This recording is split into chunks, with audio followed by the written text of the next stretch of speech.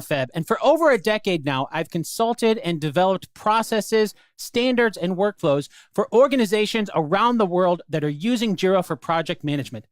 Today, we're going to uncover the key features you need to know to master Jira's powerful capabilities. We'll start by learning some of the terms and concepts that we'll find inside of Jira. From there, we'll get familiar with Jira's team-managed projects before hopping into the company-managed projects in Jira. And, of course, we'll also learn the differences between team and company-managed projects, so you'll know when it's best to use one over the other. Finally, we'll wrap up this course learning how to customize Jira for your team using its administrative backend. Now, we've got a ton to cover throughout this course, so let's hop on the computer and kick things off in our next video by getting familiar with some of the different versions of Jira that are available.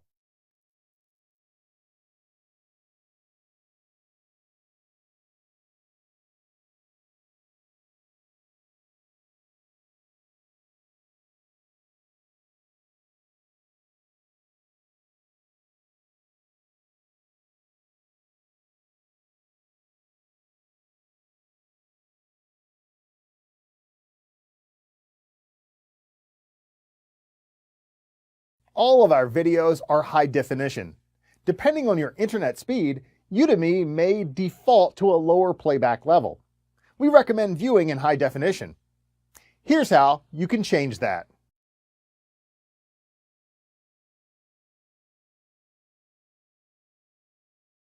If you want to speed up or slow down your video playback, you can do that too. And here's how.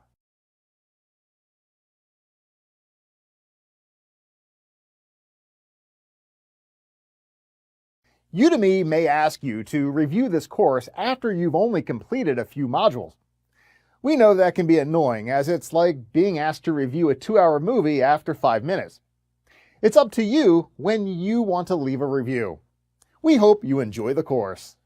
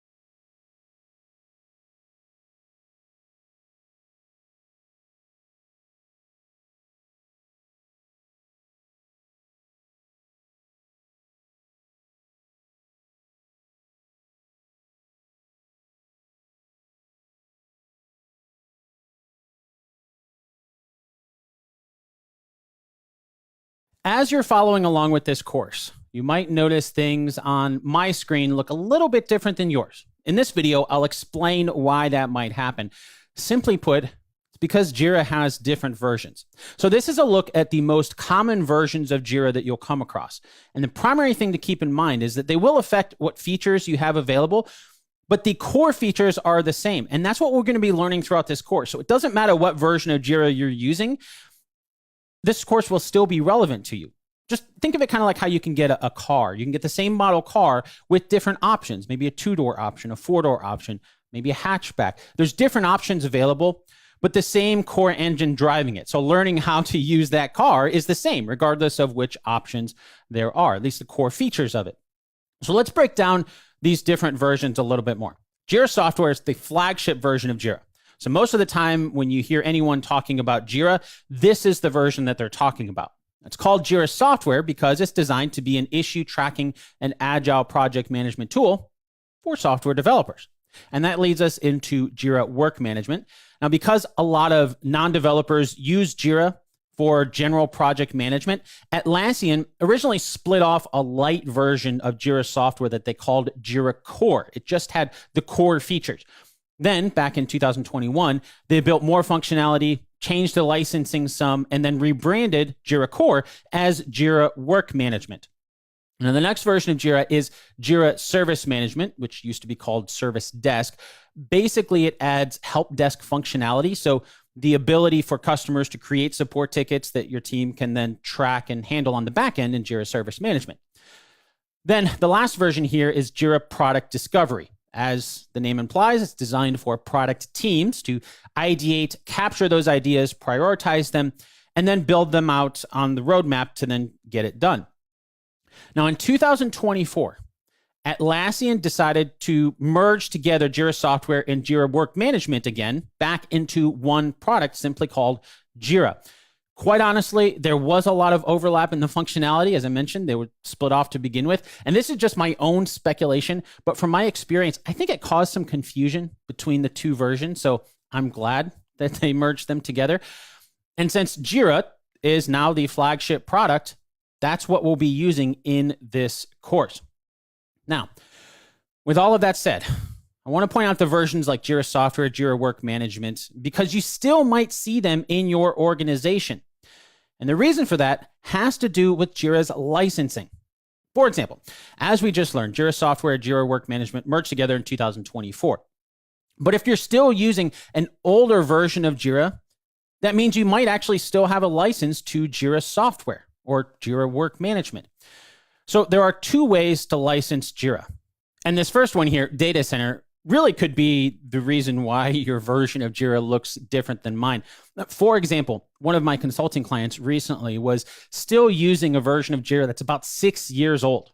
So, of course, Atlassian has made a lot of updates in 6 years, including some overhauls to the interface. So their version looked different than mine running the latest version of Jira. And that leads me into the cloud license, because that works like any other subscription that we're all used to.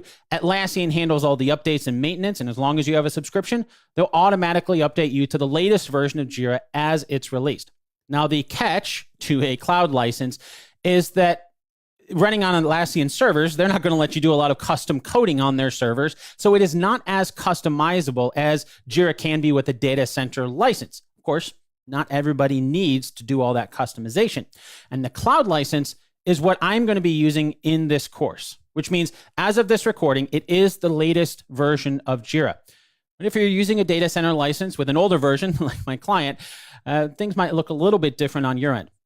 But as I mentioned earlier, regardless of whether you're using the latest version with a Jira Cloud or data center license, or if your organization has an older version with a data center license, you'll still get value from this course, because those core features are the same.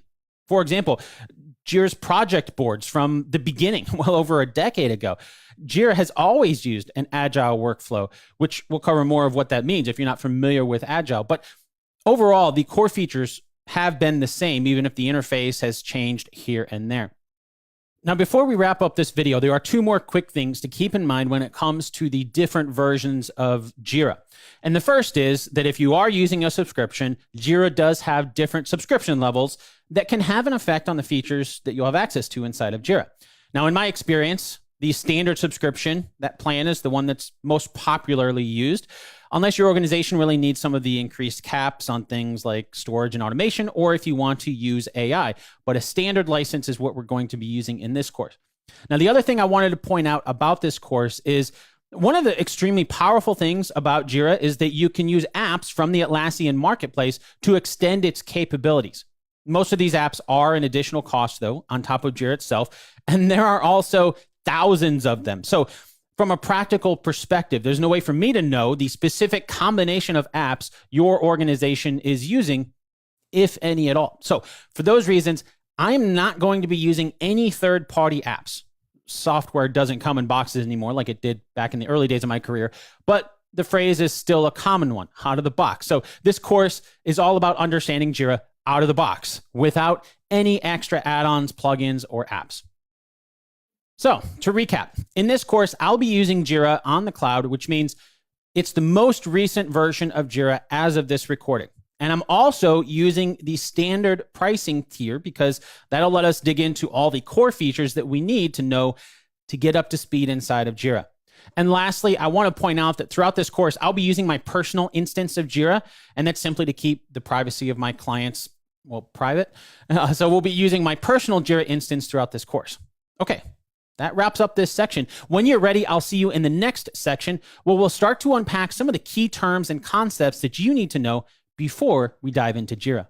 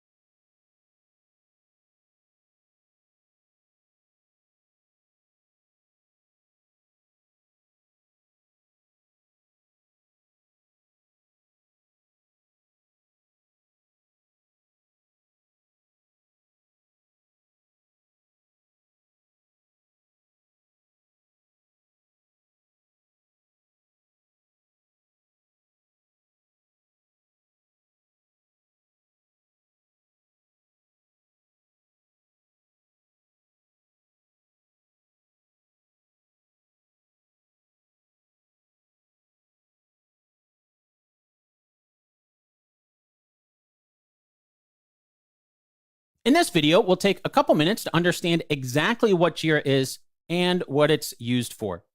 Simply put, Jira is a project management and issue tracking tool. As a fun little fact, the name Jira comes from Gojira, the Japanese name for Godzilla, because the team at Atlassian used a popular bug tracking tool called Bugzilla before developing what we now know as Jira. Now, that was many, many years ago. But there are a lot of different ways that companies organize their projects: Waterfall, Six Sigma, Prince 2, and so on. Some of those methodologies or ways of organizing and getting work done are similar. Some of them are quite different from each other. Overall, the methodology a company uses can determine what tool they use to organize everything. And when it comes to Jira, it was built around what is probably the most popular project management method for software developers: Agile. When you're using Jira, it just assumes that your team is using the Agile methodology. Now, I have worked with teams who have used apps or plugins to get Jira to organize things in a different way, like Waterfall. But by default, and without any extended capabilities, Jira itself is an Agile tool. Now, this course is not designed to be a deep dive into Agile methodology, but there are a lot of Agile terms and concepts that we'll come across inside of Jira. So that's why it's important to take the time to understand some core concepts. Now, if you're already familiar with Agile, then great. You can skip over some of the terms and concepts in the next few videos. But if you're new to Agile or want a quick refresher, then I'll see you in the next video where we'll get a crash course on the basics of Agile methodology.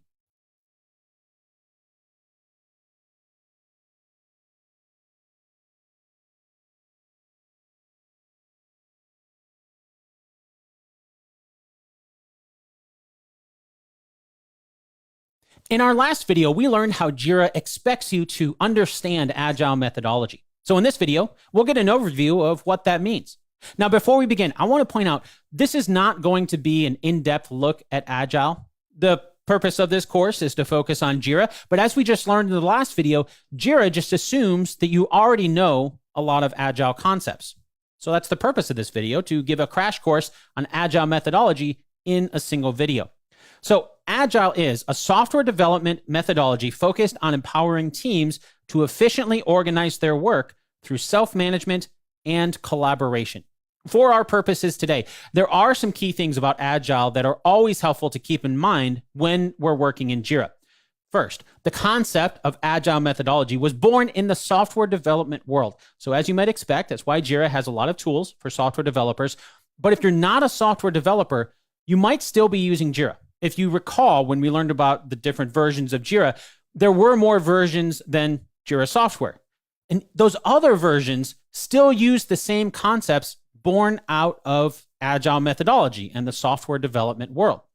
So with that in mind, it's probably no surprise that Jira is built for teams. It's not really a personal task management system, but Jira is designed to work best with teams. So there are a lot of great collaboration features that we'll be learning about throughout this course inside of Jira. Now, it might seem like quite a contrast to team-based project management and have self-management in the definition. But this is one of the key things about Agile that makes it so great for knowledge workers in any team environment, because it's a mixture of the best of both worlds. It's a framework for teams to collaborate while giving each person on the team the freedom to make the best decision for what work they need to get done. So that all sounds nice from a theoretical point of view, but practically, how does a team using Agile methodology make this happen? The backbone of how this all works is through an Agile board. Now, an Agile board is not unique to Jira. In fact, I've worked with teams in the past who prefer to use just a simple whiteboard with sticky notes for them to track their work. But physical whiteboards won't work for everyone, of course, especially if you have remote workers. And there is no right or wrong tool when it comes to Agile. It's more about what's right for your team. On an Agile board, we'll have different columns. In Agile, sometimes they're called lanes, but in Jira, they're called columns. So that's the terminology that I'll use in this course as well. Think of each column like the steps that you need to get a project done. In the simplest of projects, you'll have these three columns: to do, in progress, and done. Now, there are two different types of agile boards that we'll come across in Jira, and they both look basically the same, but they function a little bit differently. They are Scrum and Kanban boards. These boards function according to the rules of the agile method that your team is using. Typically, you'll be using either a Scrum or a Kanban framework in your team, and then by extension, using that type of board in Jira. But Jira doesn't tell you what those terms mean. So this is just another example of how Jira just assumes that you already know. So let's start with an overview of a Scrum board. As a quick side note, each of these frameworks could be entire courses by themselves. But remember, we're focusing on how they're used within Jira. And when it comes to Jira, there's really one key difference between how these frameworks work inside of Jira. And that difference has to do with something called a sprint, which begs the question, what's a sprint? So a sprint is a block of time that your team will use to decide how much work gets done, right? So some teams might prefer a 1 week sprint. I've worked with some teams who choose to do a 1 month sprint. It's pretty rare to go more than 1 month. I'd recommend starting shorter, maybe a week or two, and then you can always decide to change that time period if your team feels it's not meeting enough or maybe meeting too much. And then once your team decides on how long they want their sprints to be, the basic concept of the Scrum framework is to figure out how much work you can do in that time period. You want to be realistic about the amount of work that can be done, but as a former colleague of mine used to say, run. Don't walk to the finish line, to the end of the sprint.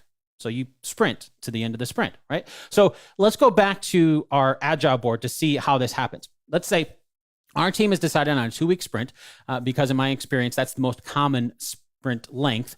Back on our agile board example, at the start of those 2 weeks, our team will have a sprint planning meeting. In the sprint planning meeting, everyone on the team decides what work needs to get done in the sprint. In our example, that means the next 2 weeks. So in the sprint meeting, if there are high priority items in the next 2 weeks, that's where it gets discussed. Then this is where the self-management comes into the workflow, because over the course of that sprint in those 2 weeks, each team member decides what to work on next.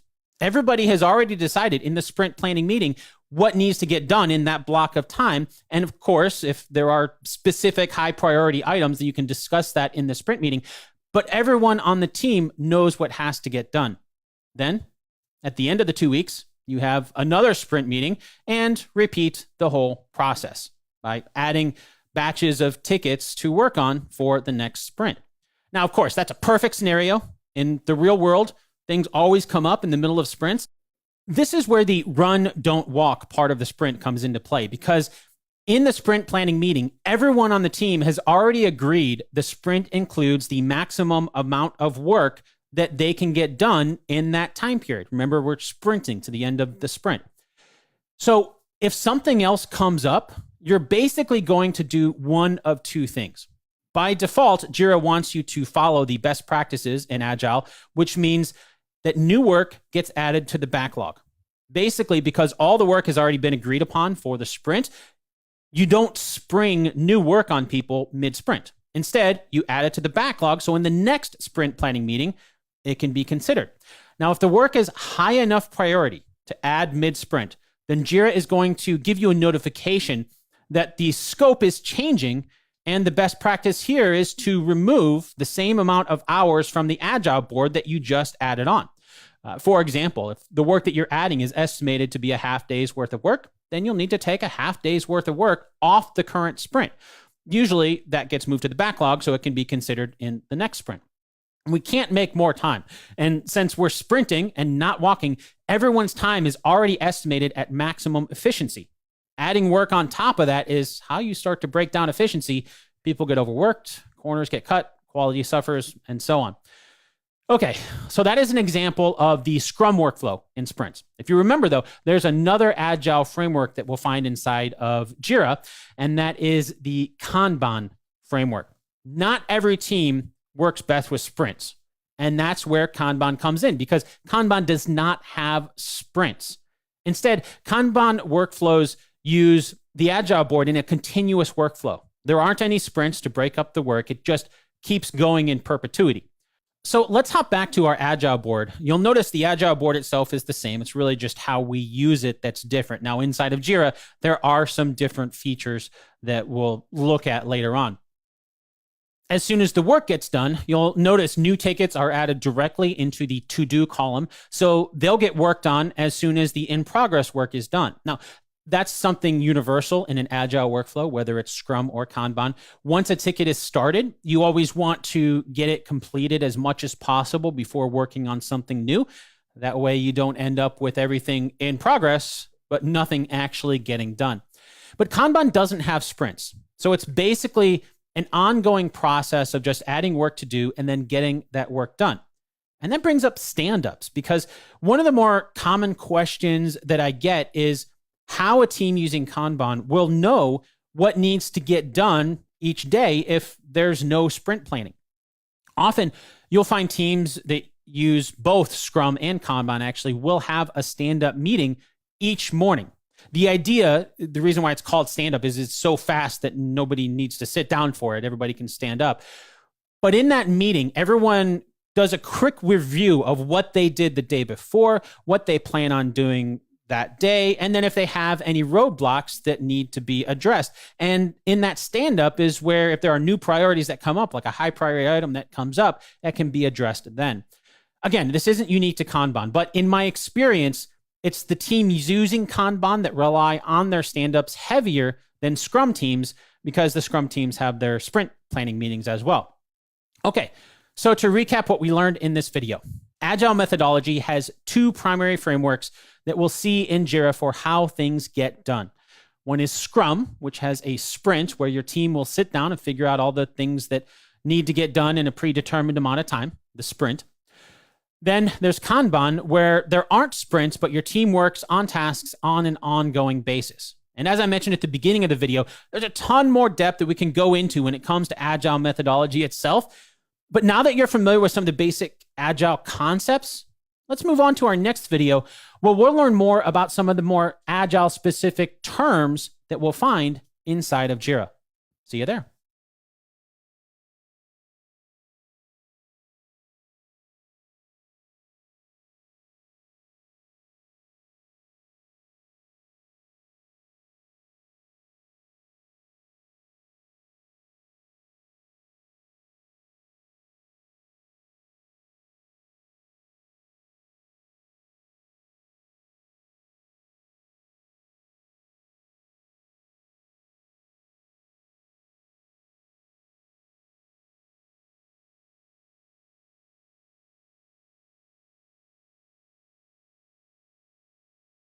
In our last video, we got a crash course of some key Agile concepts. In this video, we'll build on that knowledge by looking at a couple of very important Agile terms that we'll come across a lot inside of Jira: stories and epics.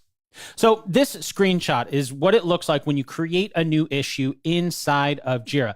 And quite honestly, this screenshot right here is one of the most common reasons why I get this question from folks who are new to Jira. It's like a task makes sense, reporting a bug in software makes sense, but what are stories and epics?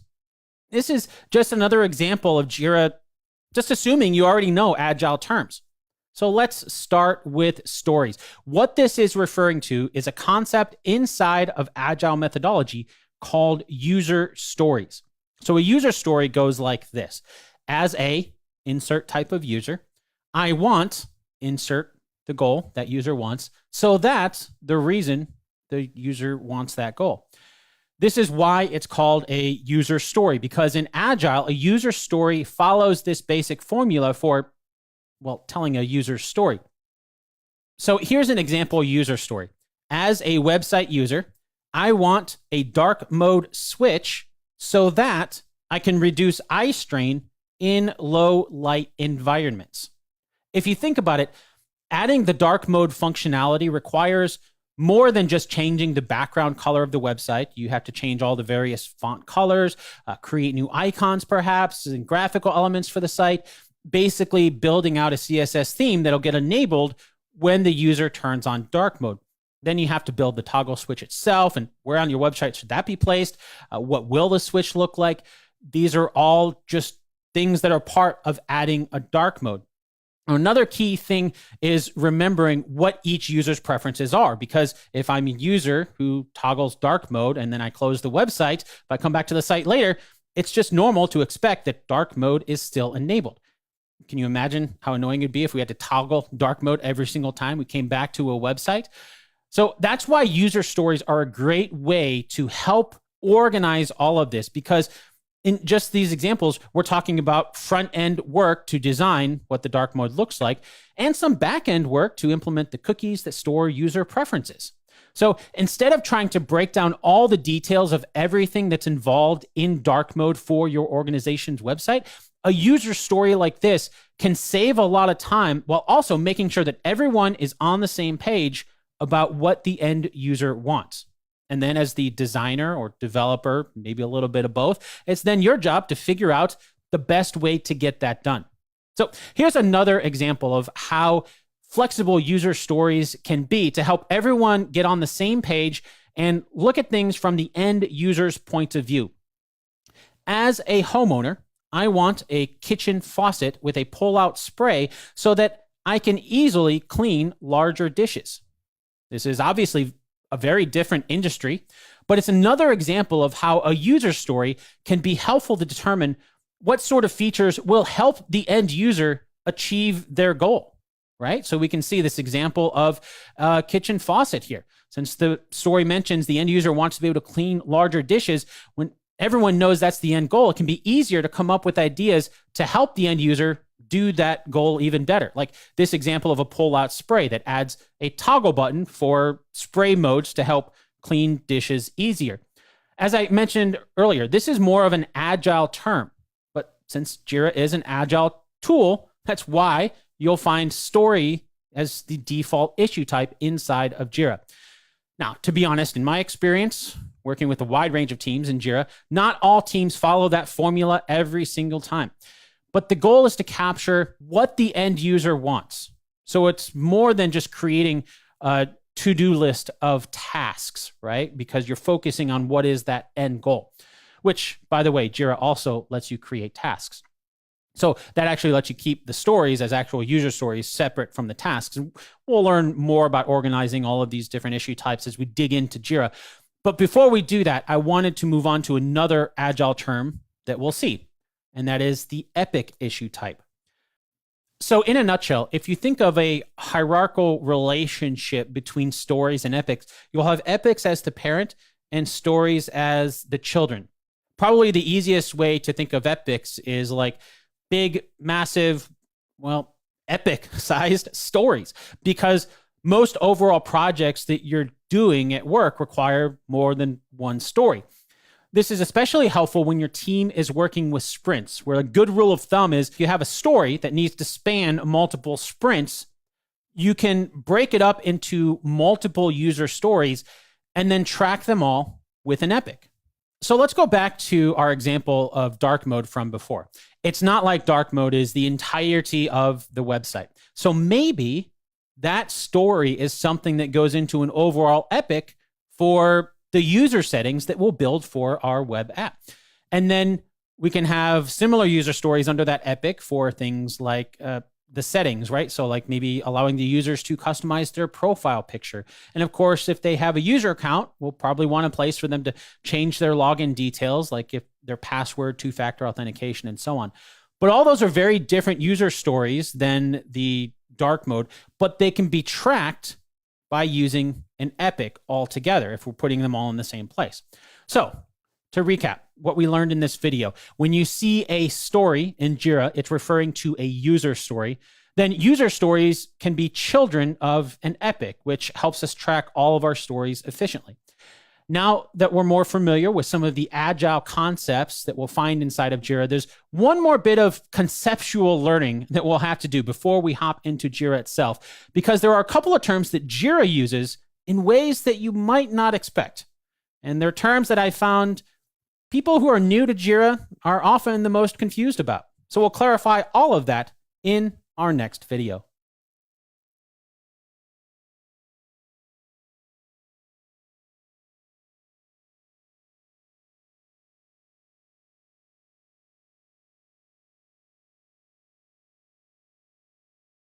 In this video, we'll clarify what Jira means when it's using the terms issues and projects in the interface, because it's probably not what you think.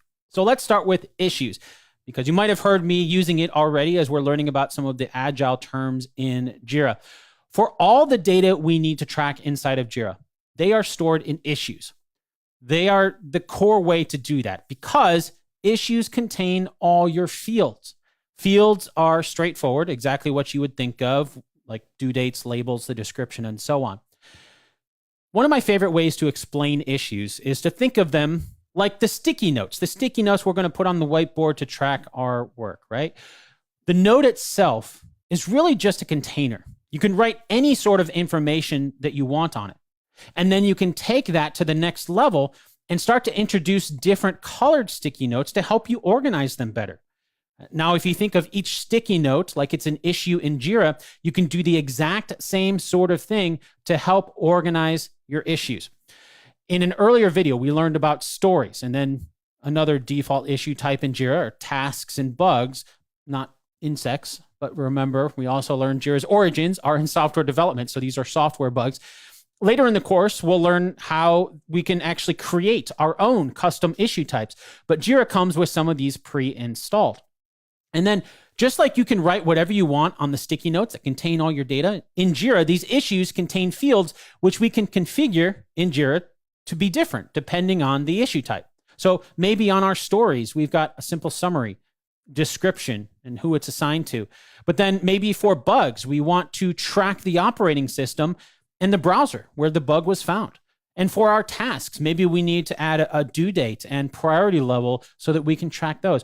All of this is customizable, of course, but it gives you an idea for what Jira means when it's talking about issues and how you can have different fields on different issues.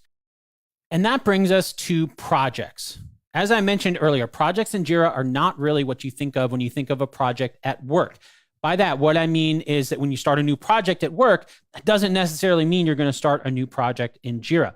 So maybe we'll have a project for our web app that includes both stories and bugs, so those can get reported. But our marketing team doesn't need bugs in their project, so maybe instead we'll have stories and tasks for them. And then one of the benefits of organizing it this way is what we just learned earlier. Those different issue types can contain different fields. One of the reasons for that is because inside the project is where you determine the types of issues that you'll have. Now, if you look at this example, the story issue type in the web app project has a due date field that the marketing team's story issue type doesn't track because maybe they don't need that field. So it's just extra for them. Of course, we'll see a lot more of this as we dig into Jira itself, but hopefully you're already starting to see how powerful this sort of organization really is. So to recap what we learned in this video, issues are the containers for information, the data that we want to track in Jira. Then projects are the containers for the issues. Okay, so now that we have a good understanding of some of the key concepts, let's hop into Jira, and we'll do that in our next video.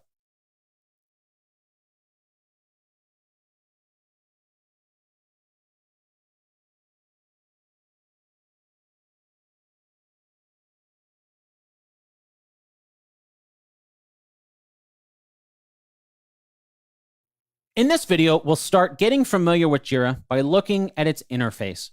Now, when you first log in, by default, Jira will send you to this area called Your Work. We can change that default, of course, but for now, let's just focus on understanding how the interface is laid out before we go in and make a bunch of changes.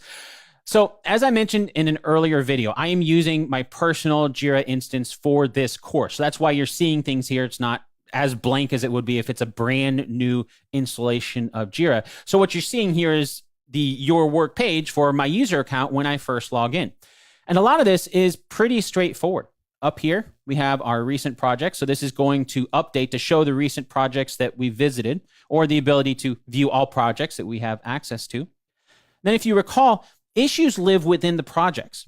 So all this down here are the issues from different projects. You can see the project name that this issue lives in. You can see there's the project. That's the issue living inside of that project, one that we've worked on recently. And then we can also see everything that we viewed recently in Jira here. Now, you'll notice these are not just issues, right? So we have a couple issues in here, it looks like. But there's also things like our projects or filters or dashboards or boards. You can see the name of what that entity is right here at the bottom. Right. And we're going to be looking at each of those features throughout this course. But just know that if you viewed something and you're wondering where it was to get back to it, this can be a great place to go do that. And then any issues assigned to the current user, that's pretty straightforward. And then we have our starred items. So starred items in Jira is the terminology that it uses for basically favorites. And they work like you would expect any type of favorite functionality to work. Just know that if you see the ability to star something, that's adding it to your starred items here. And also at the top menu, you can see these are filters right here, right? So up here at the top, we have a lot of these same filters that are starred up here in our top menu. And that leads us right into our top menu navigation, because this top menu is really where we're going to be doing most of our navigating in Jira, and then everything else underneath it's going to update depending on what we choose. So let's go from left to right to get a better sense for what all this means. So up here at the top left, the first icon is the app switcher. Now the apps that it's switching between are Atlassian apps. For example, we can see I have Jira, but I also have a Confluence license. That is Atlassian's wiki tool for documentation and things like that. So using the app switcher is how we can hop between them. Now, we're not going to be covering Confluence or Bitbucket in this course. We're just going to be focusing on Jira. But here is where you can hop between whatever Atlassian apps you have access to. And if you're linked with multiple different instances, you'll see those in here too. So these are some of my consulting clients. So I can't hop in those for privacy reasons. We learned about that earlier in this course as well. But just know if you have access to different instances, then you'll find those in the app switcher as well. Now, in my case, since this is my personal Jira instance, that's why I put my company logo up here. But by default, you'll just see the Jira logo until your Jira admin changes that. And if you are the Jira admin, we'll look at how to change that later on in this course as well. What it does when you click on it, though, can change. Basically, what it does is it takes you back to your homepage. And as we learned, by default, your homepage is the Your Work page up here. It'll take you right back to the Your Work page right now because that's my default. So if you ever get lost, always click on the logo to get back home. Now, one quick thing I want to point out before we go any further is that Jira's navigation is probably one of the biggest differences that you might have on your end from what I'm seeing here. And this is an example of what Jira looked like back in 2019. And just before I took this screenshot back then, in 2018, Jira's menu used to be more along the left-hand side instead of the top like it is now. And I know that's a while ago, 2018, 2019. But as we learned in previous video about the different versions of Jira, depending on your organization's license to Jira, it's possible that you're using an older version. You'll notice there's not even a Your Work section in the menu. And that's because that's a feature that didn't exist back in 2019. So you're not going to see Your Work if you're using an older version before then. And as I mentioned, I've worked with clients who are still using versions that old. So I just want to point that out as an example of what some of the differences might be if you're using an older version. But let's move on to the main menus in today's most recent version.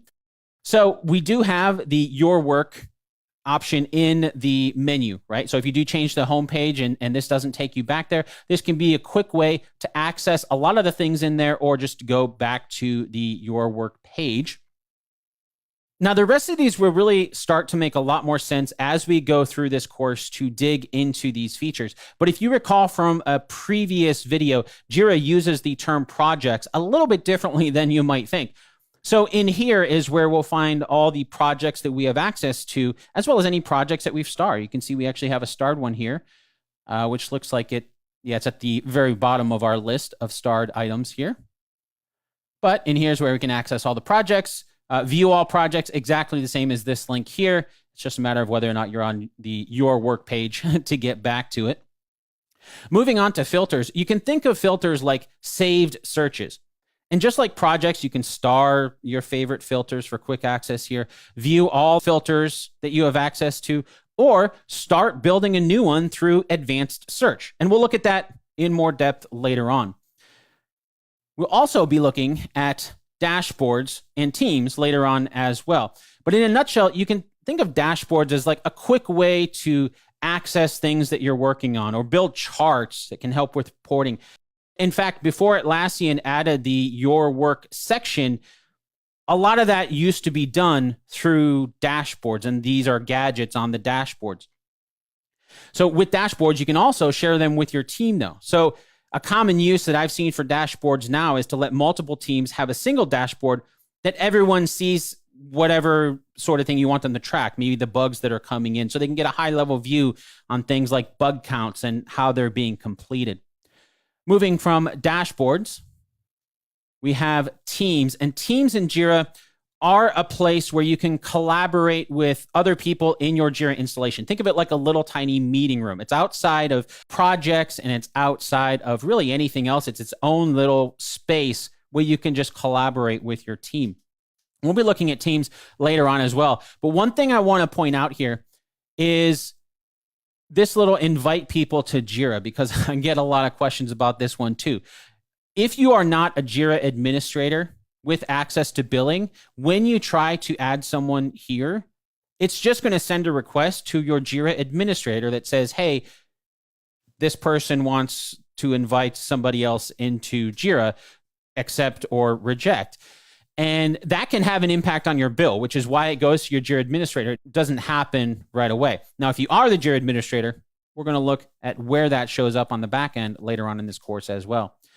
Now, for these last two items here, we are not going to be covering them because, as we learned earlier, we're just focusing on the core features in Jira. And as you can see, plans are an add-on that's not included in the version of Jira standard software that we're using in this course.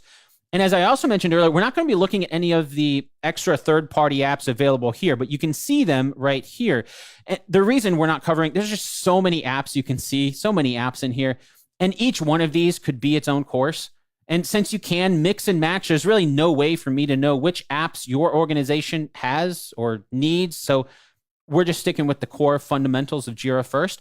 And if you do have apps that you're using in your organization that you'd like to see some training on in the future, by all means, let me know. So that is the main menu navigation in Jira here.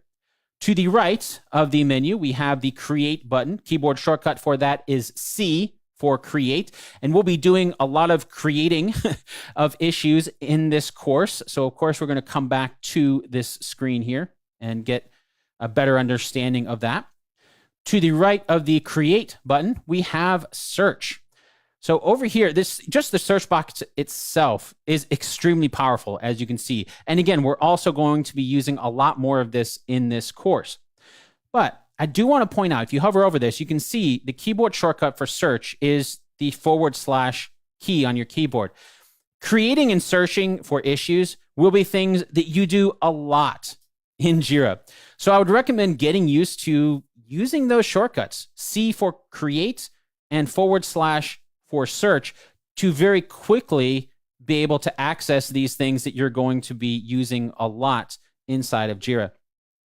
Moving along, we have notifications, and these are pretty straightforward. You'll start seeing some numbers pop up in here when you have notifications, like when someone comments on an issue that you're watching, or when someone tags your username somewhere in Jira. And this is just a quick way to hop to wherever those notifications come from. Next to the notification, we have Atlassian's help documentation. And I want to point this out because if at any point as you're following along with this course, if something doesn't make sense, then make use of this. Atlassian has some super detailed and incredibly helpful documentation that can answer just about any question that you have. And if it doesn't, then Atlassian's support team is amazing. Now, even though I am not associated with Atlassian at all, I have interacted with their support team a lot over the years. And they've been really helpful to either fix a problem or even just be someone to bounce ideas off for the best practices on how to set up and organize something inside of Jira. Next to the help, we have our settings. Now in here, you will find all the settings that you have access to. So for example, if you're a user, you're going to have the settings for just your account and not a lot of the Jira administration settings, right? So I am logged in as a global Jira administrator, so I see a lot more settings than somebody who is not an administrator will do. And of course, we'll be going through these settings a lot in this course as well.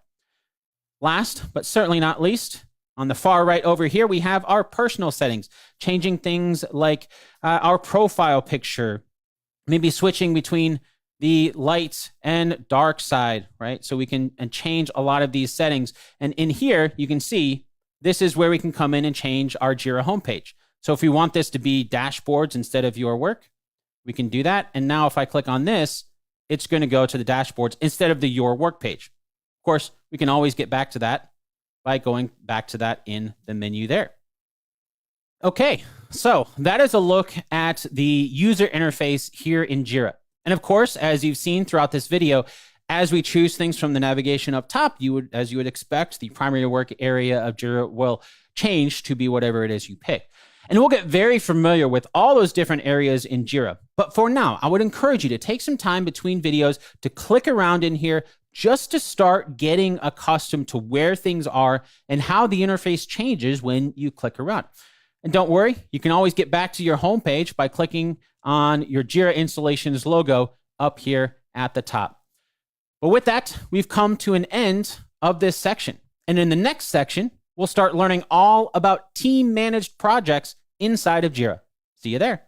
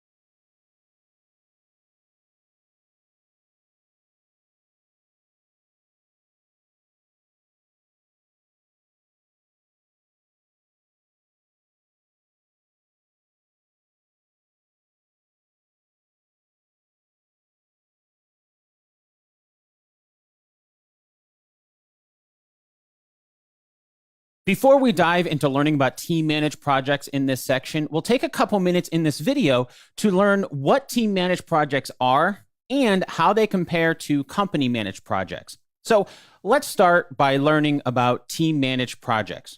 Now, as a quick note, this is another great example. If you recall from our last section when we learned about the Your Work page in Jira, this is another indicator of you potentially using an older version of Jira. If you see something called a next-gen project, because that's what team-managed projects used to be called in 2018 when they were introduced into Jira for the first time. Now, they were rebranded to team-managed projects in 2021. So I just want to point this out because it's another great opportunity to see if you're using an older version of Jira. With that said, even if you are seeing next-gen projects, you can still follow along. But obviously, some things have changed since 2021, so you might see things a little bit differently. However, the core concept of next-gen projects and team-managed projects has always been the same. And that core concept is that they don't require any special permissions to create. In other words, they can be managed completely by your team instead of relying on your company's Jira administrator, hence the name, Team Managed Projects. There is a caveat to that, though, because Jira administrators can control who has permission to create team managed projects. So if you can't create a team managed project and you think you should be able to, reach out to your Jira administrator. So here's an example of some entities in two different team managed projects. And you'll notice that the entities for Project A are different than Project B. Entities are what Jira calls things like statuses and issue types. For Project A, you'll notice that we have some simple statuses that we've looked at before, whereas for Project B, we have some different statuses and issue types. But if you look closely, you'll notice that both projects have the story issue type. Now, even though they're both called the same thing, they're not really linked together in Project A and Project B. It just so happens that both of them have an issue type that happen to share the same name. And so if we were to rename it in one of them, like rename it in Project B to a task, that you won't notice that change anywhere else except for in Project B where you rename it. And that's how team managed projects work, where each one is contained within itself. Atlassian calls these project scope entities, the entities being things like issue types, statuses, fields, and so on. All those things that we're going to learn about configuring inside projects in Jira, collectively, those are entities. And for team managed projects, those entities only live within the team managed project where they are created. On the other hand, company managed projects work with global entities that you can create independently of any other project. So here's an example of global entities. And we can hook up any number of projects to these entities and then share them across multiple projects. So let's say in Project A, we want to have the new feature issue type, but we also want Project B to have that new feature issue type. Now, what's cool about this sort of setup is that if we wanted to change an issue type, then that'll happen across the projects that are using that issue type, right? So unlike in the example before where we changed a story to a task and it didn't change anywhere else, that would update. So maybe instead of using a new feature issue type, we want to use the subtask issue type. That would get reflected across any of the projects that we have hooked up. With team managed projects, you'd have to make those changes in every single project every single time if you wanted to do it across multiple team managed projects. So you can start to see how this can be a great way to manage your company's Jira projects overall, because the more projects and entity your organization has, the more complex things can get. And that's another great reason why when you're using specifically company managed projects, you're probably not going to be creating them for every single new project that you have to do at work, like we learned about earlier. So to recap, in this video, we learned that the primary difference between team managed and company managed projects are the project scope entities in team managed projects, whereas with company managed projects, it works with global entities. And now their name should make a lot more sense. Team managed projects can be created and managed by anyone on your team because they have project scope entities that are contained within that individual project. Then there are company managed projects which use global entities, so they have to be created and managed by your Jira administrator. Or if you are that Jira administrator, we're going to learn more about that later in this course as well. But for now, let's move on to our next video where we'll learn how we can create a team managed project.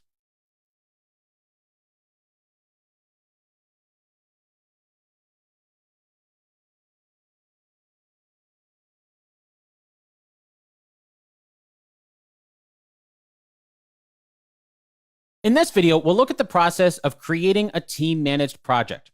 Unfortunately, this process is very simple, but there are a few things to keep in mind that we'll look at along the way. Now, before we begin, I do want to point out real quick that I am logged in as another user from previous section. I'm logged in as Valerie, who does not have any special administrative permissions. But even without those permissions, we can still create a team-managed project. So to do that, let's come over to Projects, click on Create Project. And over here on the left-hand side, we have a ton of different templates that we can use. I'd encourage you to look through these.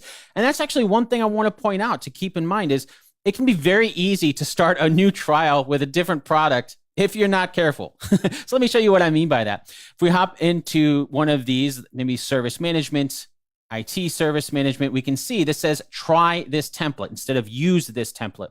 And the reason for that has to do with what we learned in our previous section with Jira's versions. The version of Jira that I'm using does not include a Jira service management license. I don't have the Jira service management product, right? So that's why it's try this template. So it's basically going to allow us to try this product as well at the same time. And you can actually see that underneath a lot of the headers, right? So you can see the products that are required for it. And you'll notice that some of these say premium. So if we hop back to Jira software, because if you recall, I'm using Jira software. So in the software development templates, we can still see some of these are premium. And if I click on this, you can see it says start your free trial. So you can see the product that is required is Jira, but I have Jira software standard, and this requires Jira Premium. So between those two things, the verbiage on the buttons is important. That's one I'll point out. You can see this says start your free trial, right? So between those two things, the different product versions as well as the licenses, that's what I mean by it can be easy to start a new trial without even really meaning to sometimes. I've seen that happen before. So with that said, here in the software development templates, once again, we're building on what we learned in the last section. Is our team working with a Scrum workflow or a Kanban workflow? For our purposes today, let's go with a Kanban template. And you can see it doesn't say try this template. It says use template. But it's important to keep in mind that this is just a template for how Jira sets up our project. For example, we can see the issue types that come with this template: epic, story, bug, task, subtask. But what if you wanted something else? Well, we can still change those issue types later on if we want. And we'll look at how to do that later on in this section. This is just what it's setting up for us to begin with. So let's use this template. And now we need to pick if we're going to use a team managed project or a company managed project. And we already talked about this a lot in our previous video, but the one key thing I want to point out here is that you'll notice I can't even create a company managed project because I'm logged in as Valerie, who doesn't have administrative permissions. So anybody without Jira administrative permissions would have to contact a Jira admin to create that company managed project for you. The other thing I want to point out is up here at this top, this little disclaimer here. Even though we can change the entities like issue types in the project later on, one thing we cannot do is to change the project itself, the project type itself. So right now I'm going to create a team managed project, but if we wanted it to be a company managed project later on, we can't change that. We can't transition it from a team managed project to a company managed project. We would have to create a whole new company managed project later on, or a Jira administrator would have to create that for us. So that's just something to keep in mind. So let's select a team managed project and let's give it a name. Let's say we're building a podcast app. So there's our name. And then we have to give it a unique key. This key is a unique ID that will be applied to the issues in our project. For example, if our project key is dev, then Jira will create the issues in that project with a sequential number after dev. Dev 1, dev 2, dev 3, and just keep going and going. Then you'll notice the URL for where you find the issue is also using the project key. It's why it has to be unique. Now, if we had our project key as something else, the same is true for that project. It will get sequential issue numbers with the project key in front of it.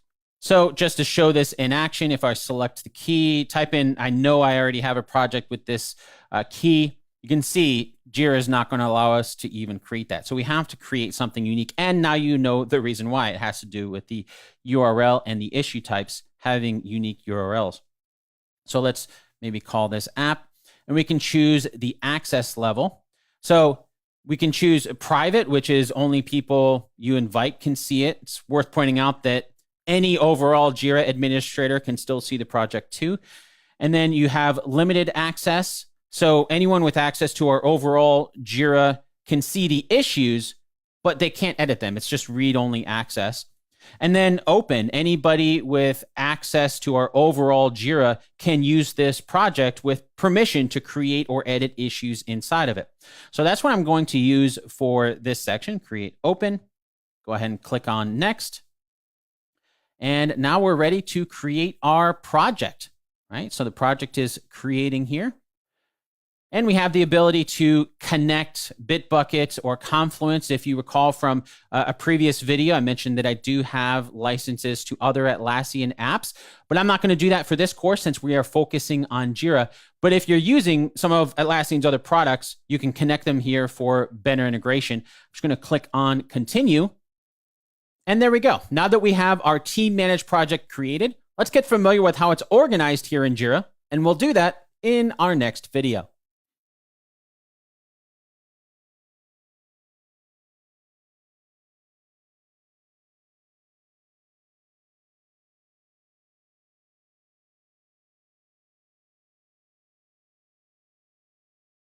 In our last video, we looked at creating a team-managed project. In this video, we'll continue right along to get familiar with how to navigate around the project.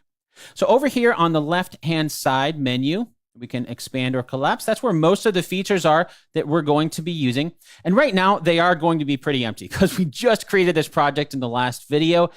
But between videos, I did create one issue just so we can see what it looks like as we navigate through the project in these different views. And of course, we'll be going through most of these core features in more depth throughout this section.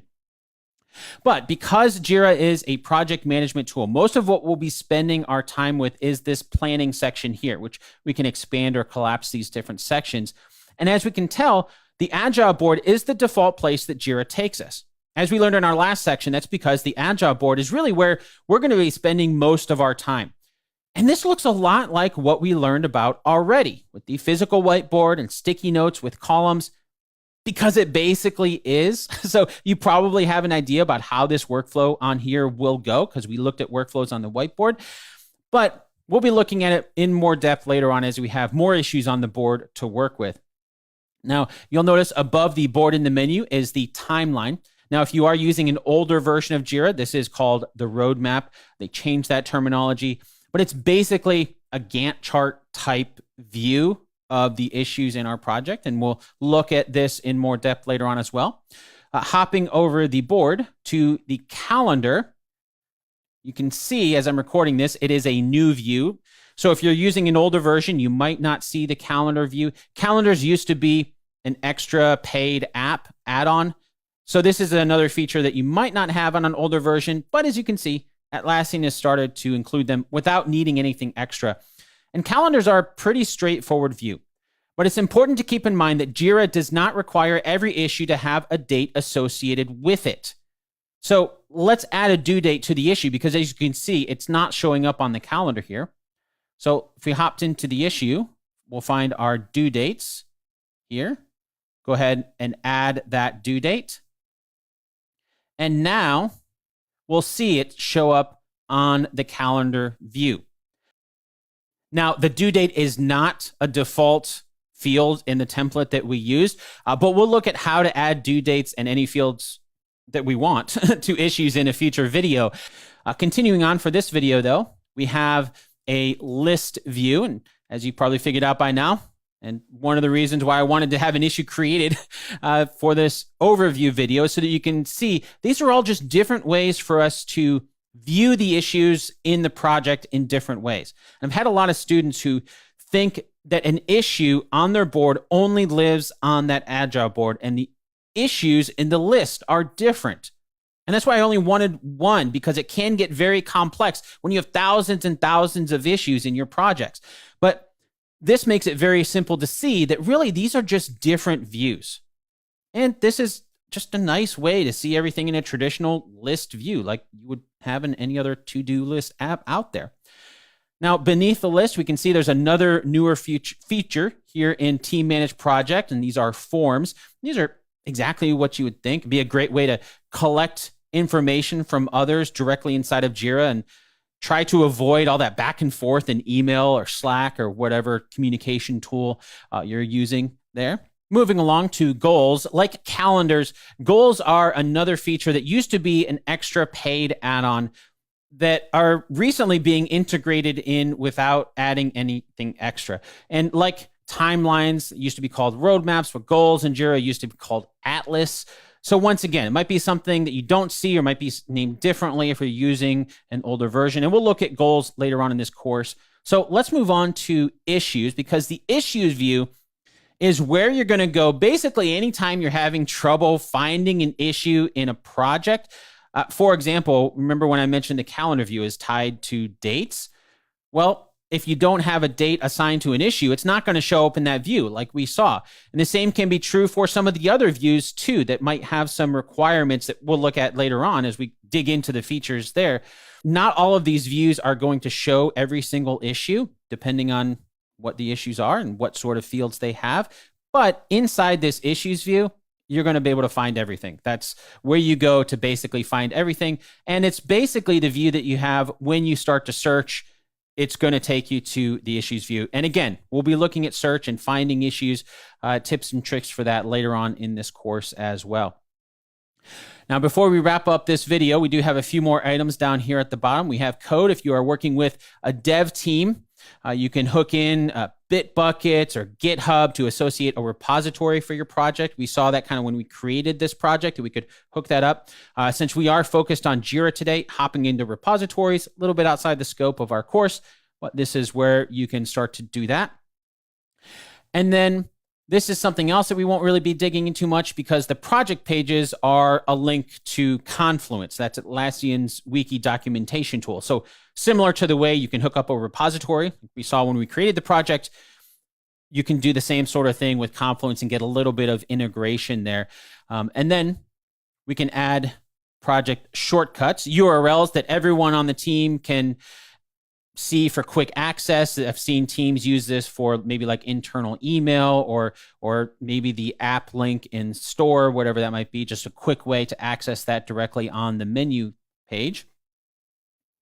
And then beneath the shortcuts, we have our project settings, which is where we're going to configure it all. And trust me, we'll be using this area a lot throughout this section as we learn how to master team managed projects. So I know I threw a lot at you, but to recap, what we learned in this video are some of the features like calendars or goals might not be available if you're using an older version of Jira. And as we could see the same issue across different views, we learned that they're really just a way of displaying the same issues in different ways. Even though we only had one issue in our brand new project, when you get thousands of issues, it starts to make a lot more sense to only see some issues in different views. On the calendar view, it's tied to a date. Maybe not all issues need a date, so we don't need to fill up our calendar with a bunch of issues that don't have dates associated with them. Speaking of only having one issue, let's move on to our next video where we'll learn how we can create new issues in the team managed project.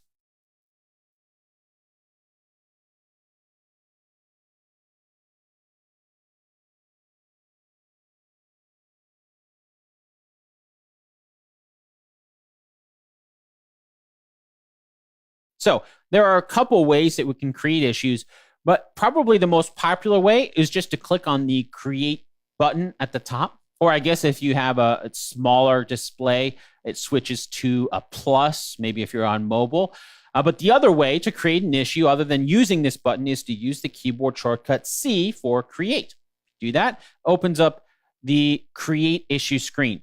Well, the basics of filling in information is straightforward. But let's understand some more of how this screen works and how it's laid out. So everything below this divider line are fields. So all of these are fields.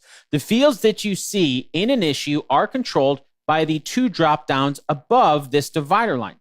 And it's hierarchical, so it's top to bottom. The project and then the issue type. You change the project, that changes the issue types available within that project. And then the issue type that you select will control what fields you see below it. For example, if I were to, you can see we have a couple issue types in this project that we just created. If I were to change this to maybe another project that I've already customized, I have a lot more issue types available in here.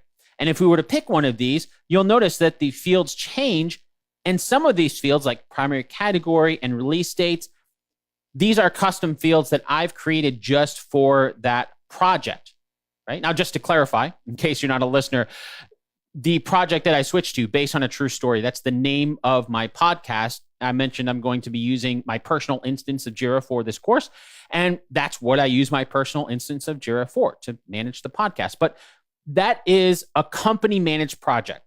So customizing that to add in new issue types and new fields, that's done by your Jira administrator. Or if you are the Jira administrator, we're going to look at how to customize that later on in this course. But if we switch back to the team managed project that we created, that means that you don't have to be a Jira administrator to make those sort of customizations, adding in new issue types or fields. Now, before we actually get into how to make those customizations in this section, because I am still logged in as Valerie, there are a couple more things I want to point out when it comes to creating issues. The first is the summary field here is always going to be required. Doesn't matter if it's team managed project, company managed project, the summary field is always required. That is simply because Jira uses it in multiple places. A lot of those views that we looked at previously, so here on the board, that is the summary of the issue. If we go to the issue view, you can see it showed up here, shows up here. The list view, it even says that's the summary right there. So when we create an issue, it's always going to require the summary. Can't change it. That's just always a requirement built into Jira. So let's add in a summary here, something like this. Remember, this is for podcast apps. So there we go. We have our summary. Now, this is the only required field that we have to add, sort of. Depending on your configuration, it is possible to customize Jira to make other fields required. But by default, actually, the only other field that Jira makes required is the reporter. But it also automatically assigns whoever is currently logged in. We can see I'm logged in as Valerie. So it's showing Valerie as the reporter. We can change it if we want to, but it's pretty rare. We don't really have to do that. So we could create this issue at this point. Just click on Create, and there we go. We have the issue that has been created. We've created our second issue in the Team Managed project. Now, before we wrap up this video, there are still a few things I want to point out about the Create Issue screen, and they are up here at the top right. So at the very top, we have pretty typical things. We can minimize the screen. We can actually exit full screen if we want to make it a little bit smaller. That's easier to type in as we're looking at something else. Or, you can just close out of it if you want, if you don't want to create that issue anymore. But these are really what I want to focus on. This is the watch eye. So the eye icon is to watch. And by default, you're going to be watching an issue when you create it, right? So the issue that we just created up here, we can see that Valerie is watching this issue because she was the one that created it. She was the reporter on the issue, and she was the one that created it. You can change that if you want. If you don't want to be watching the issue, you can disable that, or you can add that back. And watching, basically what that does is that's going to give you notifications up here, as well as email notifications, if that's how your Jira administrator has things set up, for any sort of updates that happen to that issue. So if somebody comments on the issue, if somebody transitions it from, in progress to done, the statuses on the board, then you're going to get an email notification, as well as a notification in here of what that update was to that issue. Even if you're not tagged in the comment, you don't have to be tagged in the comment when you're watching an issue in order to get that notification. Next to the eye icon on the Create Issue screen, we have the three little dots here. And in here, you can customize the fields that you see on the issues for the fields that are available for that issue. So the project administrator has the ability to control what fields are seen. But let's say maybe it's just a lot of visual clutter. We're not really going to be using things like the team, the attachments, flag, linked issues, whatever. We only want to be able to see these, right? And we can't turn off summary, reporter. We learned those are required fields. Now, if we see, you'll notice that we only have those few fields available to us, right? So it's very different Then if we go to all fields, then we can see how that's changed, right? The fields that we have visible to us. Now, the last thing to mention about this, though, if I go back here, just look at these fields, just so that we can see them all. Team managed projects have project scope entities, as we learned. So all the fields that you see here are the fields that this project administrator, which is Valerie, because we just created the project with her account, those are the fields that Valerie has added to this particular project.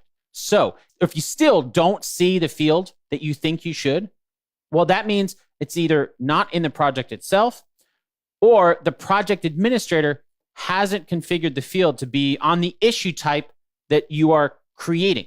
Because if you recall, as we're looking at creating, right? So it's project, but it's also issue type. So the task here has all these fields, but the epic issue type has different fields: start date, end date, issue color, things like that are different than the task issue type. So if you want to customize that, then you're going to have to either talk to your project administrator, or if you are the project administrator, well, let's hop into the next video and learn how we can customize our team managed projects. See you there.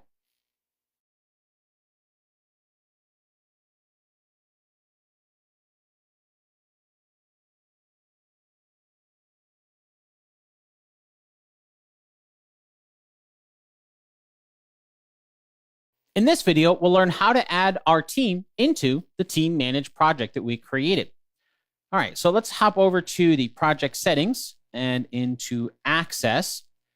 Now, the first thing I want to point out is the overall project access that we have here. When we created this project a few videos ago, we allowed everyone with access to our overall Jira instance to be able to see, create, and edit any of the issues inside of the project. As you can see here, it is currently open.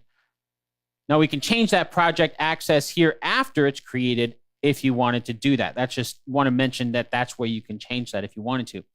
We can also see all of the people below who have specific roles within this project. So right now I'm logged in as Valerie. She's the one who created this project. And so Valerie is the administrator of this project. Now, just to clarify for the purposes of the video so that you know, this is our team structure. Valerie is the team leader who created the team managed project. So now we need to add Sophia, Ethan, and Maxwell. And let's actually add Maxwell as another administrator so he can help Valerie manage the project. And the fastest way to do this is by adding them by the roles that you want. So let's add our two team members first before adding an administrator. So let's add people. Just type in the people that we want, and Jira will search for the ones as we type them in. So we can see we already have Sophia and Ethan inside of Jira. We can add them. The role is member. Add those two people, and there we go. We've added Sophia and Ethan into the project. So even if this was not an open project, if we change this to be more private, so only the admins and people that you add, if we change that process, that would mean that, okay, now all of a sudden, only these three people have access to this team managed project, with the exception of a global Jira administrator who has access to everything. But anybody else does not have access to this project. So now let's add in Maxwell as an administrator. So type in his name, change the role to administrator, and there we go. It's a pretty simple and straightforward process. Now, if you remember, team managed projects have project scope entities. So setting Maxwell as an administrator, or even Valerie being administrator of this project, it's only for this project. It's not an overall global Jira administrator. In fact, we can see that the admins of team managed projects are not overall Jira administrators by seeing how Jira behaves when we try to add a user who is not already inside of Jira. So let's do that. Let's just type in somebody else who is not currently inside of the Jira instance. And if we try to add them as an administrative member, doesn't really matter what their role is. When we add this person who is outside, it just tells us that you've requested access for this user. Because we're logged in as Valerie right now, who is a project administrator of this project, but Valerie doesn't have permissions to be able to actually add users to the overall Jira instance. And the reason for that is simply because of how Jira's licensing works for users. Now, you can have as many users as you want inside of Jira, but what you pay for is the number of users who have access. So in this example, we have more users than have access. Even if we change who has access, the license costs would still be the same because we still only have the same number of users with product access. However, as soon as we add new users, our licensing can change. I say can change because all of that depends on your specific Jira license. For example, with my license, I'm paying for up to 10 users with product access. So as soon as I hit an 11th person with product access, that is when my bill will change. So all of that is just to explain why a project administrator of a team managed project can't just add anyone who is not already inside of Jira without being the global Jira administrator, because only global Jira administrators have access to control the billing. And actually, we can see what it looks like from the other side. So this is what it looks like from the Jira administrator's side. So I'm logged in as myself here as the overall global Jira administrator.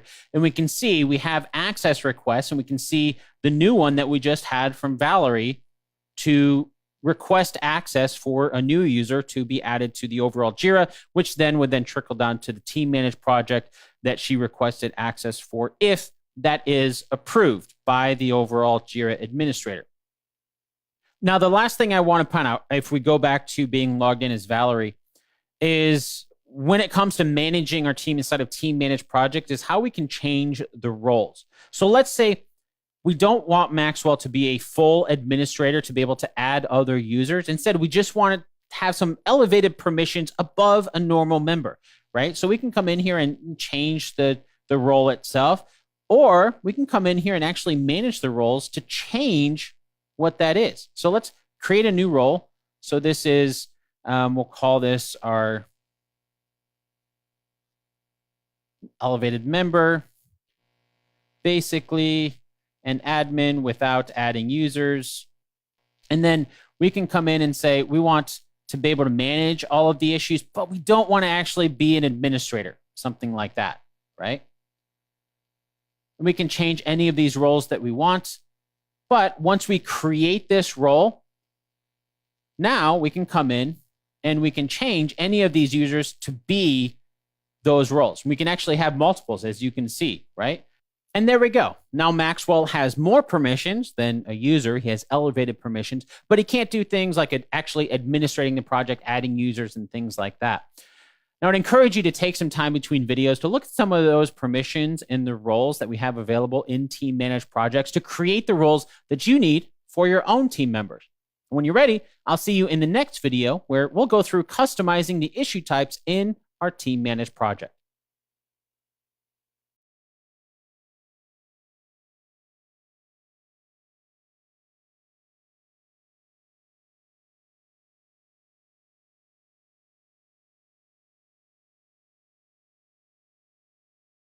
In this video, we'll learn how we can customize the issue types in our team managed project. So right now, if we create a new issue in the project that we just created, we only can create a task and an epic. But what if we wanted to create something more, maybe like a story issue type? Remember, that's kind of part of the Kanban template. Well, we can come in here in the project settings under issue type. And when we add an issue type over here on the left side menu, you can see that because we picked that Kanban template, it still has some of those templates for the issue types kind of created for us. So if we wanted a story issue type, all we have to do is to click on the story, click on add, and now we have our story issue type that if we come in here and click on create, we can see we can create this story issue type, and all those fields down below are going to change to whatever the fields are that we select. And that leads right into the next part, as you can probably imagine. Right over here from the left side to the right side, it's kind of how this screen works, is left to right. We can see all the different fields that we have on the story issue type, and we can change whatever we want. So we could add in suggested fields if we want to. So say we do want a due date on this, right? Go ahead and click on Save Changes. And now if we come in and create a new story, we'll see that this now has a due date associated with it. If this is something that we need to show up in the calendar view, things like that. Now, we could just leave it at that that can be as simple as it is. But what's really cool about this is we can take this to the next level and really further customize this beyond the templates that Jira has for us. So for our purposes today, the project is all about our team developing a podcast app. So beyond the tasks and stories, we can create whatever sort of issue type we want. Maybe we want a way to track new feature requests. So let's add in a new issue type. Create issue type instead of using one of the suggested ones. And let's just give it a name. Let's say this is our new feature. Add in requests for new features in the app. And then we can change the icon. We can have one. If we already have one that we've created, we can do that. Or we can use one of these that Jira has built in, maybe for new feature, new idea. Maybe a light bulb would be a good icon for that. Let's go ahead and select that. Click on Create. And now with this new feature issue type, as you can imagine, we can create, and it's going to show up here. But now let's customize some of the fields that we have, right? So we could pull in some of these suggested fields here, but what if we wanted to actually create a new one? So you can see actually from my research, let's create this feature location, but rather than just pulling this over that I've already created, let's pull in a drop down. Give it a name. And we can say, okay, what are some locations that this new feature might be at? So maybe the now playing screen, podcast library page, the settings page, the discover new shows page, playlist, some of the common areas that would be in an app. And then we can choose what is going to be the default one that's selected when you choose this dropdown. We'll see that in a second. Let's say, just so it's not the top or the bottom, let's make it the settings page kind of in the middle here. And we can rearrange this if we wanted to, of course. If we didn't want it in the middle, we can rearrange all of those. Now, before we save our changes, I do want to point out here at the very bottom, we can make this a required field. If somebody were to create a new feature issue type and try to actually create that without using this field, it would not allow it to do that. Just like the summary is required that we looked at earlier. And actually, let's go ahead and see that in action. So I'll click on required, save changes. And now that's been created for us. So let's see it in action here. Come into new feature and we'll see our feature location is chosen. It actually has the settings page as the default, even though it's right in the middle. We can see that in action as well. And then, of course, as you could imagine, if we were to create an awesome feature, have the settings location, and try to create it here, because this is set as the default, it will actually let us create that. You notice that, right? If you want to change that and force the user to actually do that or select one, then we can clear that default. And now, if we come in here, another awesome feature. And now if we try to create, it won't let us because that's required. So that's something I want to point out when it comes to creating new fields. If you have required, and then you also have a default, it kind of overrides the required. So that's just something to keep in mind as you're working. Now, as you can see, there's a lot more than just drop downs that we can do when we add fields to our issue types. So I'd encourage you to take some time as you're setting up your team managed project to figure out what fields your team needs to track what types of things that you're going to be tracking in your project, right? So what issues do you need, and the issue types, I should say, that you need, and then the fields underneath them that are going to contain the information that you want on the issues. Now, in our next video, we'll look at how we can continue setting up our team managed project by customizing the Agile board itself.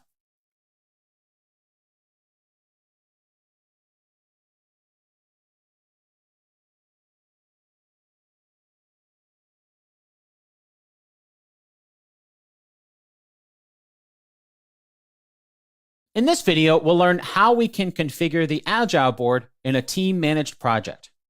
So as you can see, now that we know how to create issues, I've just gone ahead and created a bunch of issues just to fill out our project a little bit more so it's not quite so empty.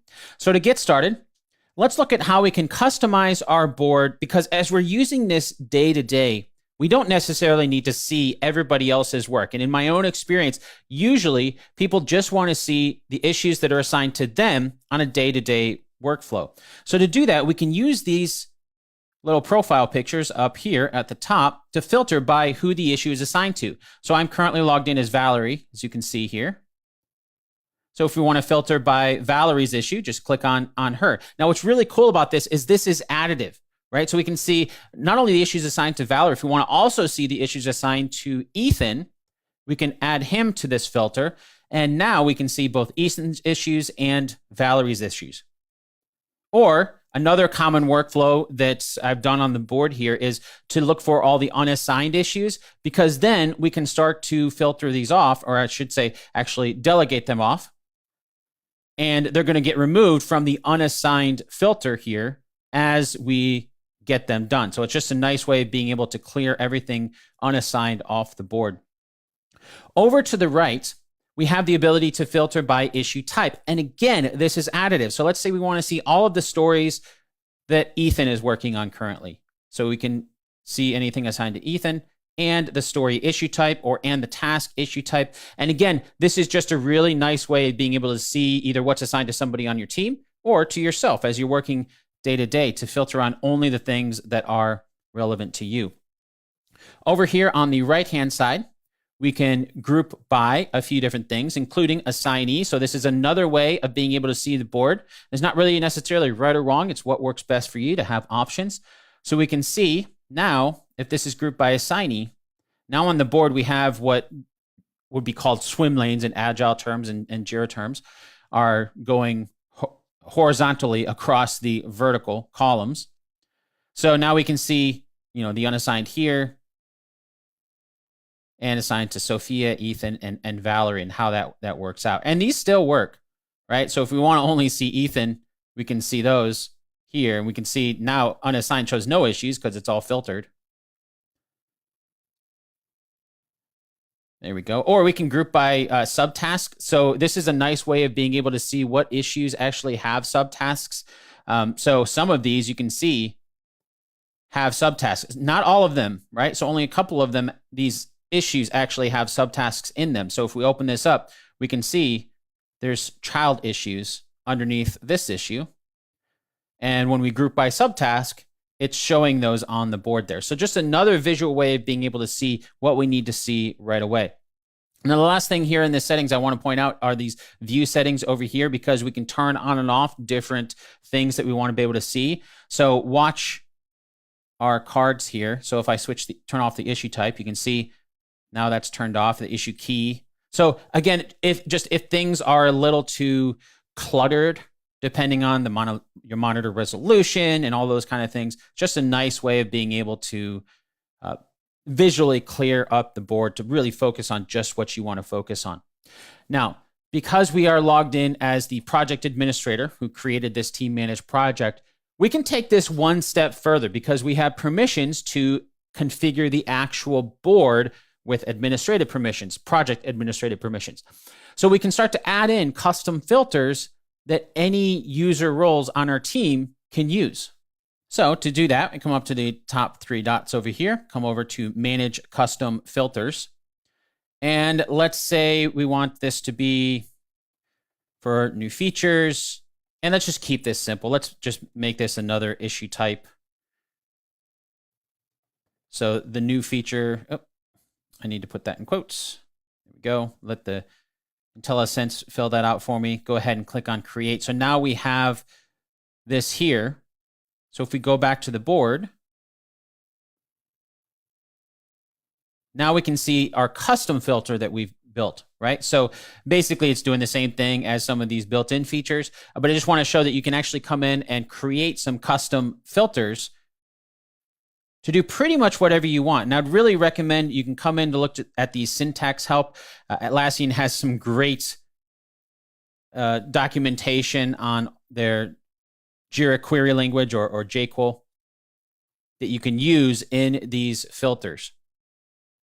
So that's one fantastic way that we can customize our Agile board to work faster. Of course, if you're not the project administrator but think a custom filter would help, just ask your project admin to do that.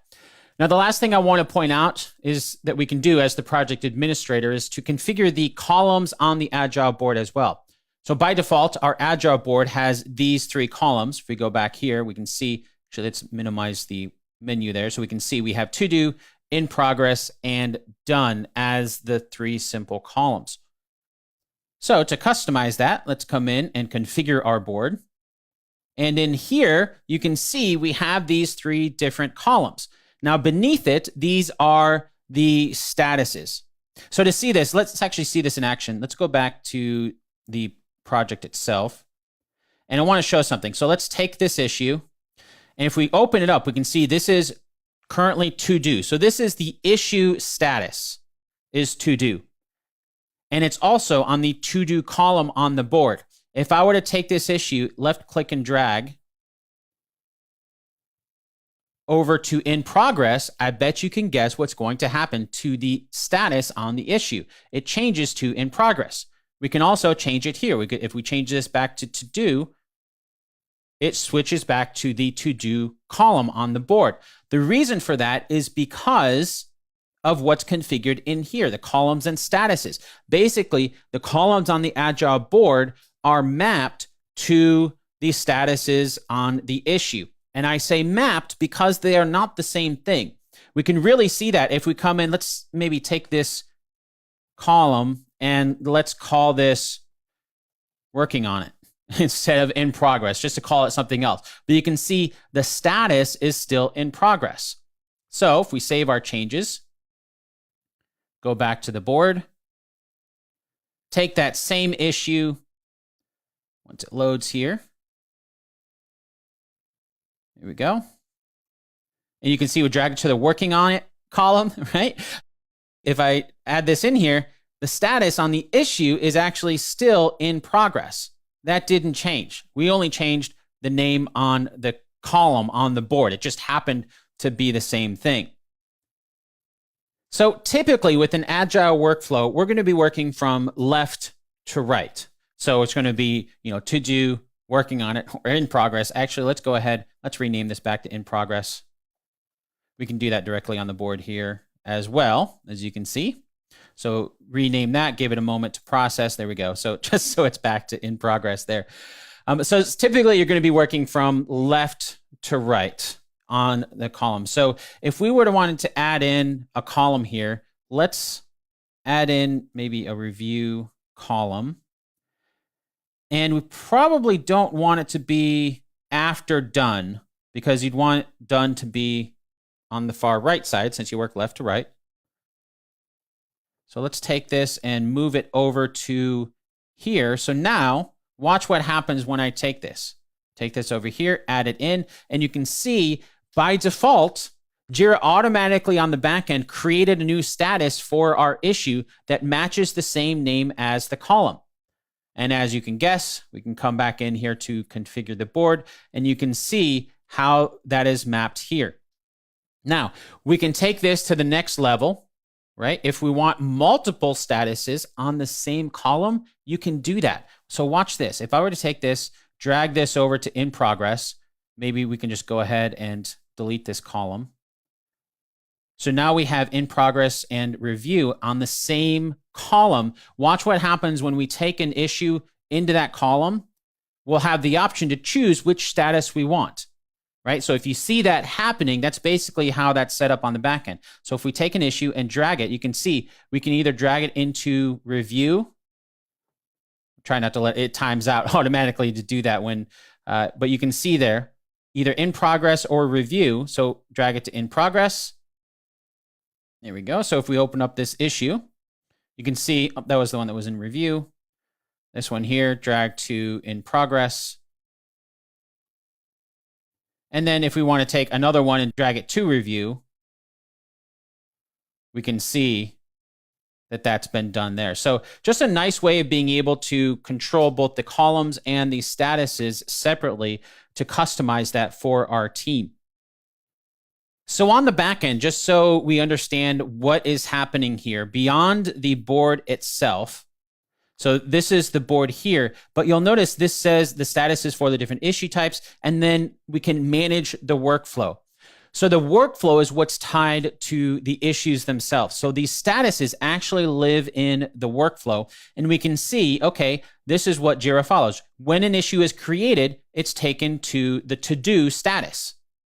If we want to change that, we can do that. If we want to say, you know what, when an issue is created, instead of being to do, let's make it in progress. Oops, I'm taking that create. There we go, and take it to in progress. Go ahead and update our workflow just so we can see this in action here. And now if we create a new issue, we can see it's going to default to being the in progress status. Now in this case, that was just an example. I'm probably going to want to actually move this back to do because that makes more sense. But now you kind of get an idea of how you can control what statuses the issues are. Now this little any right here, this is the transition. So that's saying an issue can transition from to do to in progress, from to do to done, from to do to review, and vice versa, because it's any here. You can really start to mix and match and say, actually, we only want it to go from in progress to review. You can't take it from in progress to done because it has to go through the review process or something like that. You can start to really customize that and really build that sort of thing out. Okay, so to recap, in this video, we learned how we can filter our issues using the quick filters on the top of the board, as well as how we can create custom columns and custom statuses using the workflow. Now, I'd encourage you to take some time in between videos to do some playing around with how you can best configure the Agile board for your team. Think about the workflow your team needs. What columns do they need? What statuses? Because they don't have to be a one-to-one mapping as we learned in this video. And when you're ready to move on, we'll learn how we can further tailor our team managed project using Jira's features. And we'll do that in the next video.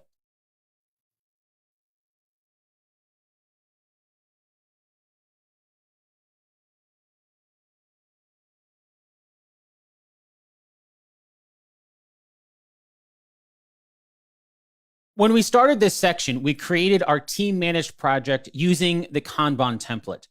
But what if we wanted the Scrum template instead? Well, in this video, we'll learn how we can use our project's features to make that change. Okay, so actually, you know what? Before we do that, I'm going to do one more thing real quick here that I forgot to do in the last video.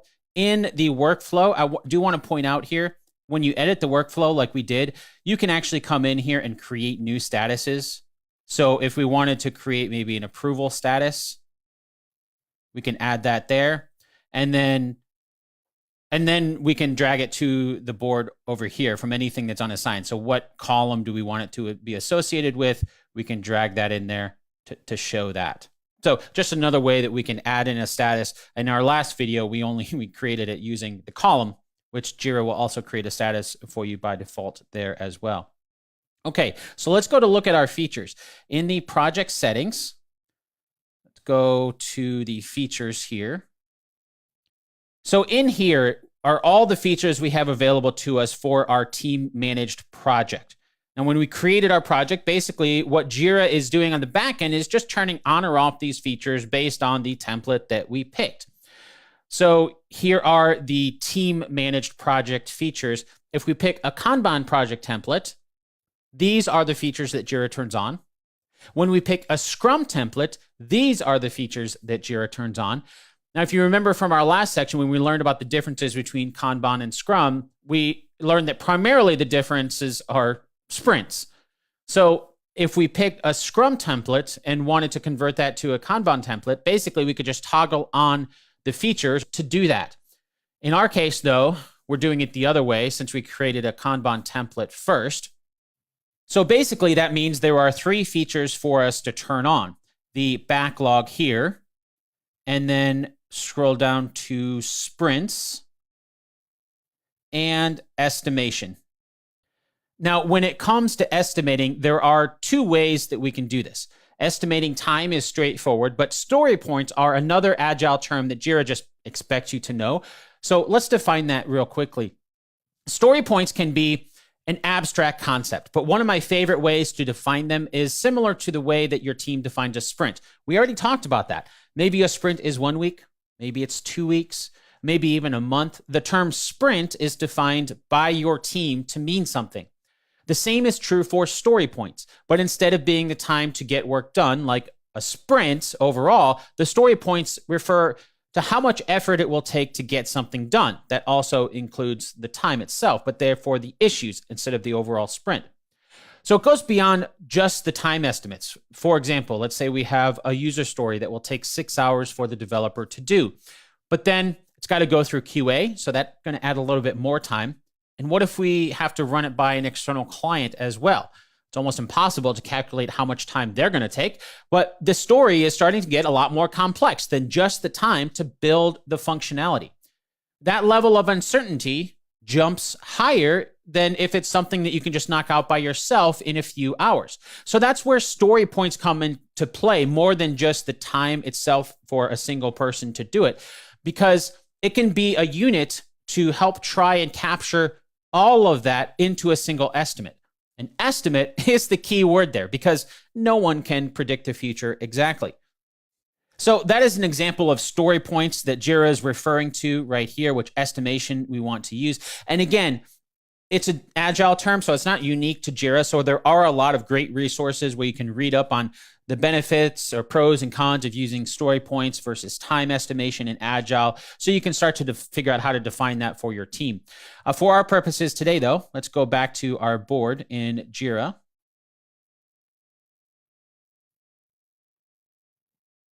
And now back on our board, you can immediately tell that it's different. So we can see now Jira wants us to start a sprint. So you may not have noticed it when I opened the menu really fast, but we actually have a backlog now. And in the backlog, we have sprints. And if we were to open up one of these issues, now we can start to add our story point estimates. So if we add an estimate to this, you can see that gets tracked there, and we drag it into the sprint, and you can see that estimate starts to fill up. Now, if we go back to the settings in here, there are a lot more features in here that we didn't get a chance to talk about, and I'd encourage you to mix and match some of these to determine which features your team needs the best. And as we learned in this video, at any time, you can always come in here to turn them on or off. So maybe try some features out with your team. And if they end up not helping, maybe just causing too much visual clutter on the screen even, then you can always come in here and turn them back off. Okay, so in the last few videos, we've really focused on the Agile board because that's one of the core areas that we'll be using in Jira. After you've looked at the rest of the features here in Jira, we'll see you in the next video where we'll learn more about some of them, starting with the timeline view.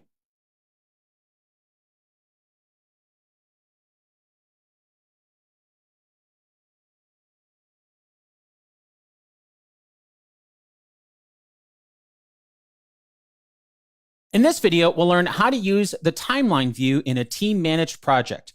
So let's head over to our project here, and on the left-hand side, we will find the timeline. Before we click on this, though, I do want to point out on the board, we've already looked at these filters up here, but we also have those same filters on the timeline view, and they do the exact same thing, being able to filter by assignee or unassigned, or you can see we can filter by the status. And if you recall from our previous video, when we actually created our custom filter for the Agile board, it shows up on the timeline as well. Now, in the last section, we learned about stories and epics. And epics are key to the timeline view because they are how really everything is organized on here. So let's create some epics to see how this will work. So I'm going to create a new epic, and this will be to make sure that we get the core podcast playback and controls done. And maybe one for the podcast discovery, if I can spell this screen, and then for offline, just to have a couple of them in here.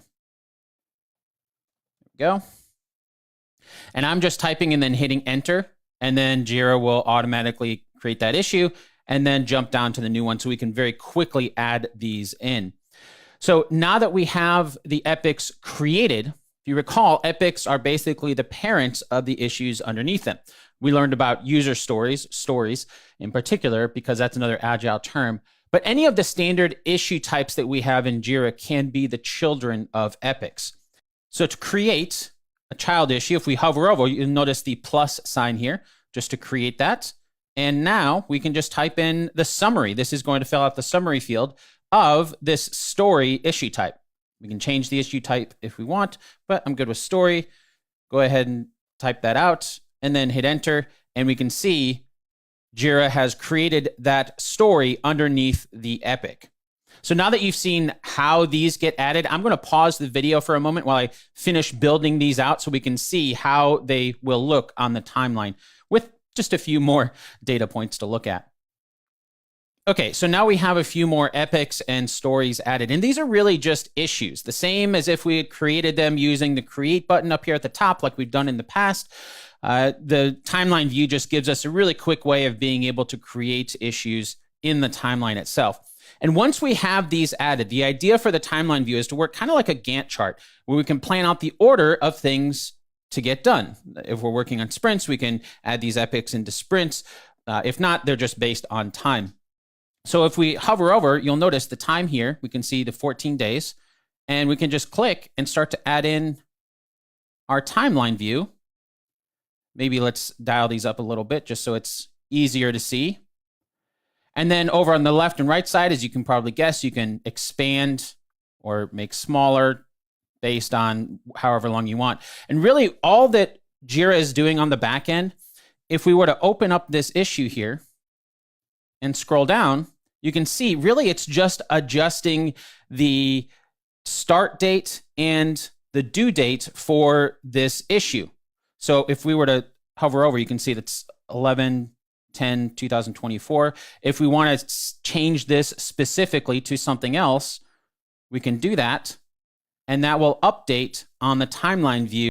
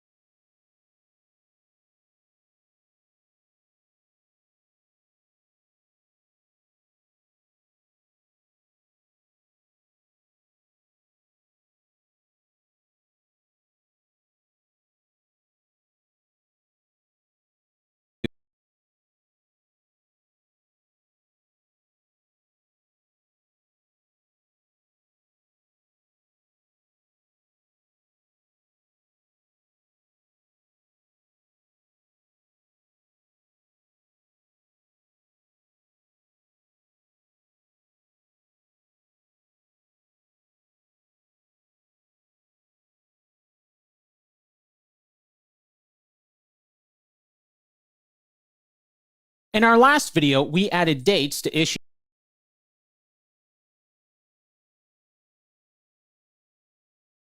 timeline view as well. So now that we have some time added to these epics, we can actually add time to the children, the child issues, the stories as well, if we really want to get granular with how we plan out our timeline. You'll notice this is saying, oh, wait, actually, the parent needs to be longer than, because the epic is supposed to be inclusive of all of the children, right?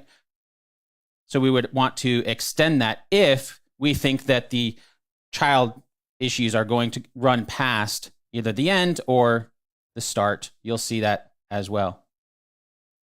So you can start to see the power of just being able to view this in a timeline view. There are a couple other things I do want to point out. So if we right-click on this, we can just clear the dates very quickly. If you do end up getting a lot of them going past, or you just need to start over, that's just a quick way of being able to do that. Clear both dates, right-click. And on the epics, if you right-click, not only can you remove the start and due dates, clear the dates, but you can also change the colors, again, to just visually help see some differences between them as you're starting to build out your timeline. Now, the last thing I want to point out when it comes to epics is this little visual indicator that we have here, right? So we can see it's really tough to see if you look closely, that little gray bar. So that's kind of an indicator of how much we have done. So if we open up one of these issues here and just change it to be done, you can see how that bar updates, right? Maybe let's do another one so we can see a little bit easier. So watch this bar here. See the green? That's the done. 4 of 5 are left to do. So 1 is done. And now you can see the status bar in the epics is updating to reflect that some of these issues are done. It just gives another way of being able to visualize the work that's being done. And that's how the timeline view works in Jira. Now, in our next video, we'll look at another way for us to visualize our work inside of team managed projects with the calendar view. See you there.